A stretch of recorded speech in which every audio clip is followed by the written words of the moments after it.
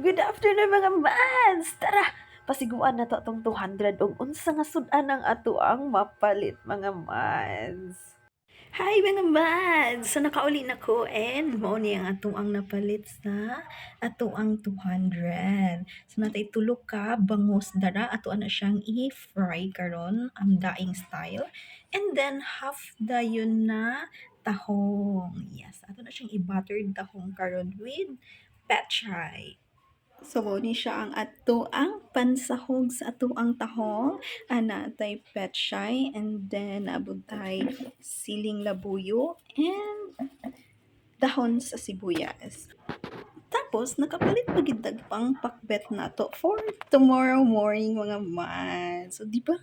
Madiskarte lang dapat mga mads. So, tara, magluto na ta. So mga mahans, nahugasan na naog ayo and then gimarinate na nato with powdered garlic and then betsin a bit, calamansi and toyo lang na mga mahans. So here it is. So while maglimpit na sa ato ang tahong, at least nakamarinate na siya para manuot ang sauce, ato ang spices sa iya.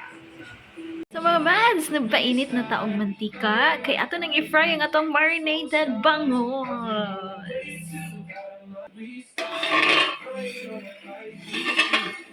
Use oil lang na atong gigamit mga mads. Init na siya.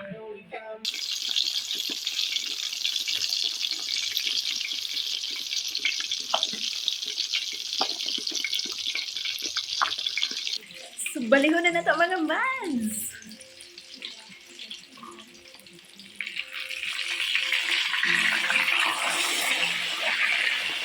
Ayun.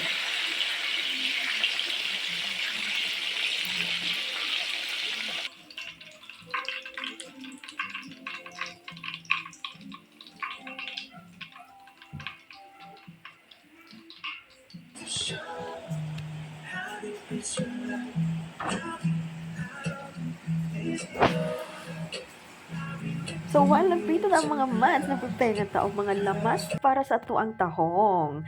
And then after that, ang atua pong petchay, atuan ang gihugasan, then gislice, and then kauban pod ang atuang mga kamatis. So kana ato ang tahong mga mads, wash na kaayo na, clean na kaayo na siya, giisa-isa dyan na nato kay nato gipanguha nga katong itong hirang murag sagbot sa sulod sa tingin na mga mads. So munang dugay kumahuman mga mads sa tahong.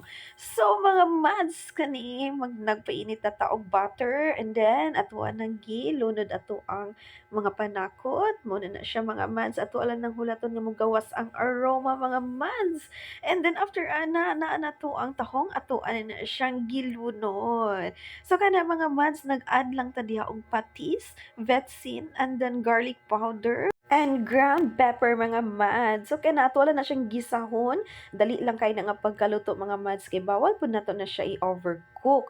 So kana mga mads ako lang na siyang gitakluban og mga 1 minute and then gikuha na dayon nato mga mads. Ato na siyang ipadayon og luto without taklob mga mads para dili na siya ma-overcook kay gami kaayo na siya kaunon mga mads. Mo na siya bubble gum basta ka ng overcook. So kana mga mads ato nang giad ang ato ang petchay ana og ato ang dahon sibuyas. And here it is mga mads, mga on. Thank you kaayo.